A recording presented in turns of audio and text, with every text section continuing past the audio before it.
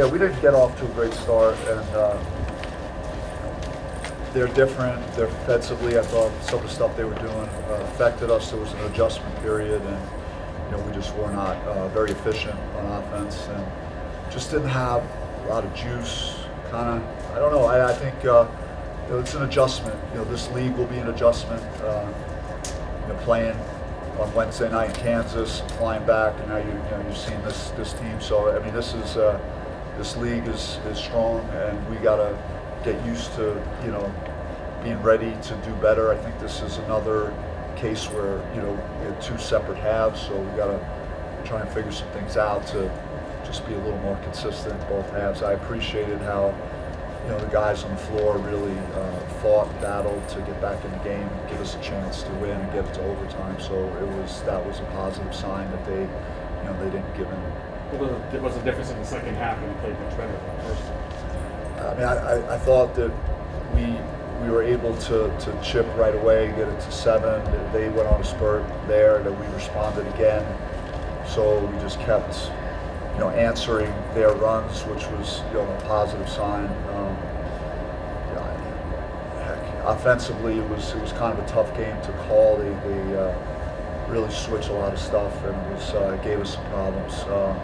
But the pressure worked. It worked good. The crowd helped.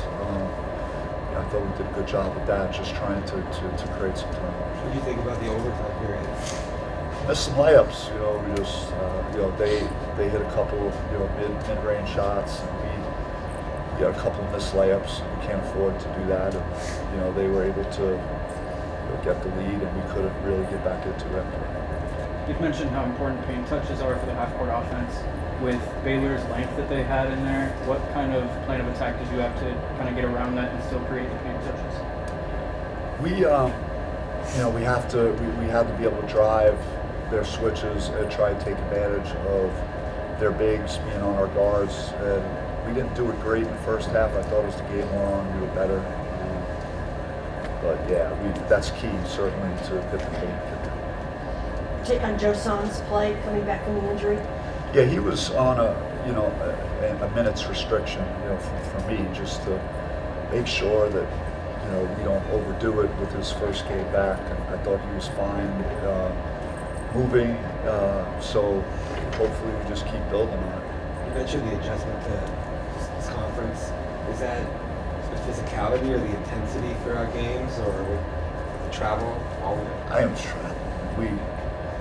We had a disaster class travel, and it's nothing against this. Things happen in life, but we got into Kansas late the night of the game, a long day of travel, and then after the game, late game on Wednesday, get back in here at 3 in the morning. So I'm not saying that's the reason, but we just didn't look like the team that I'm used to seeing, especially out of the gate. We just weren't moving great, and we were just average in terms of how our energy was being spent. It was a whole different game in the second half in that regard. What was the message at halftime to the team? I can't hear you, I'm sorry. What was the message at halftime to the team? Just kind of disappointed. But at the same time, if we're 32-20, we come out right away and get a couple of baskets, and now we start putting game pressure on them. And so I wasn't feeling like we were out of it. I was disappointed that maybe we weren't closer or playing better at the offensive end. I just didn't see us having 20 points at halftime. But it's these teams are good. They're very good defensively. They're athletic. They're physical. So we gotta be able to try and win an ugly game like this, man.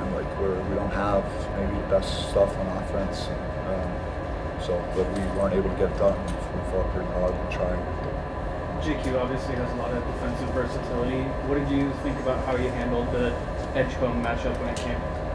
Yeah, he could play anybody. He's just one of those guys that got a freak on defense. Just play 1 through 5.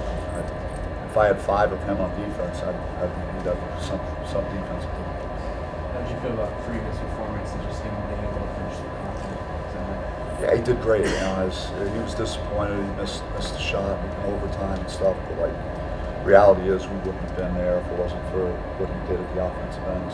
So he's really finding himself in that way. I thought he had a little bit of a stretch in the second in was it overtime right away where he kind of maybe could have hit a few other guys. He kind of wanted to go make a play, but he had made a bunch of baskets. So if he would have made it, I'd be praising him right now. What a great job he did. So. A couple more.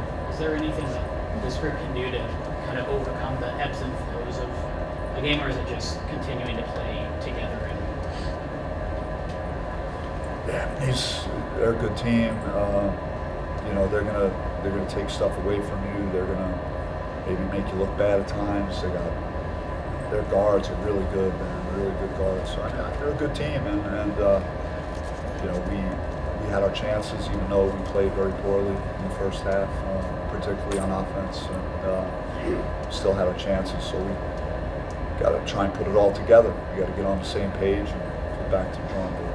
Is there anything you can do to kind of combat the travel issues moving forward, and just like not like with logistically, just kind of physically and stuff like that? Yeah, I'm going to put a buffer in. We're going to leave earlier in the day, JD, in case there's something crazy happens. And so yeah, we'll probably practice earlier and just hit the road sooner, so that we're not in a situation like we were at Kansas. But that's just bullshit and just excuse making. And I'm trying to just come up with a reason as to why I just didn't see like a lot of fire early from the whole group. And that's just speculation. Me trying to come up with some reason why. Last one. We got a chance to see Best in pregame warm-ups. Is he somebody that you plan to involve this season? I thought about putting him in overtime to try and steal the ball. I thought by then we had played so many minutes. I was saying maybe I could have him run around and steal the ball from somebody. Is that a competitive? But he doesn't know anything yet. Like he's going to be sitting down with our assistant coaches all week. He literally just got cleared a couple days ago. He was really good in practice yesterday. I think he's going to be a guy that can help us. I don't know when. I don't know if it's this year. I'm just going to see how he develops and figures everything out. Do you think that's a competitive advantage that there's not a lot of film on him? People don't really know much about him yet. I don't know. I mean, we're not that. We're not super deep right now. And certainly with Austin getting his surgery, and that went well, and happened for him there that he got that figured out. And so just maybe having another guard, to be able to put in the game. I think he's got to pick things up though, and there's a learning curve there. You talked about the first half, maybe how things weren't really flowing in the first half, and you guys didn't have the same juice in the first half that you had in the second. Yeah, we came out flat. I think, I don't know, we just, you just can't come out like that, especially at home. Got the juice stuff. Last home game, I feel like we came out just a little bit more reverse. Maybe, we got young guys moving up from different conferences and stuff like that, so maybe, just still trying to get a hold of, the conference and stuff like that, but we just can't come out like that. Do you think any of that was hangover from the way you guys ended in Kansas, only scoring 13 points in the second half there? It could have been. We had flight issues even before the Kansas game. We got back super late with everything being backed up, and then how that game ended. That game, we didn't do what we were supposed to do as a team, as a ball club. So a little bit, but that's not an excuse. Can you kind of take us through that tying shot sequence and what you were looking for in that tying shot? Yeah, I'm not gonna lie. When I knew if I got the ball, I was gonna shoot it, so I kind of just try to get as close as I can and throw it up and put a little touch on it, and knock it down. Just ready for it. And knew if I was gonna get a chance to tie the game, I was gonna take the shot. As a leader on this team, you kind of pride yourself in those moments of trying to set that example in those clutch situations. Yeah, for sure. I think that I try to lead by example all the time. I was 3 for 9. I had 1 rebound, turnover. I didn't have any assists.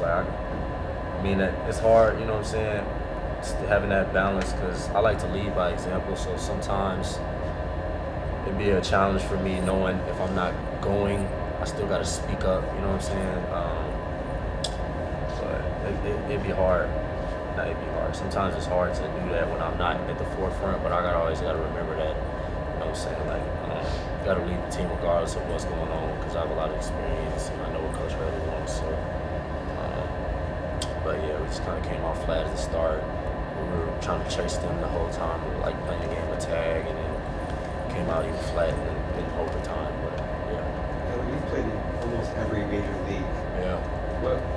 What's standing out to you about the Big 12? Every possession matters.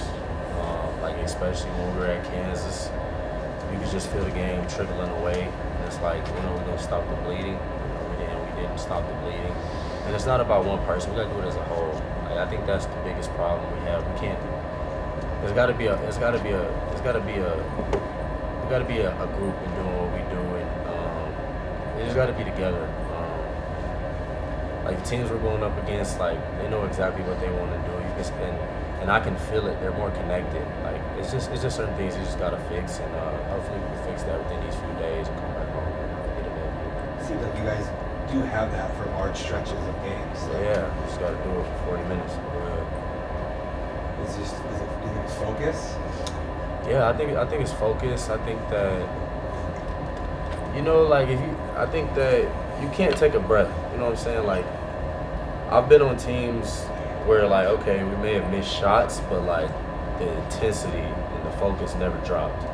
I feel like sometimes we may take a couple guys or one guy, and it's, you know what I'm saying, you're only as strong as your weakest link out there. If one guy messes up, it's a domino effect, because now somebody else has to step up, or somebody has to, you know what I'm saying? And if you do that, and now if it's another guy who does the next possession, it just keeps, you know what I'm saying? So we just got to find ways to not have that happen, and be locked in, and have that extra boost in the times of the game that we needed, because it steps like this, you know what I'm saying? Like just how we came back quick like that, that's how we took the lead in the first half like that, but you gotta do it for 40 minutes. We're not doing it for 40 minutes.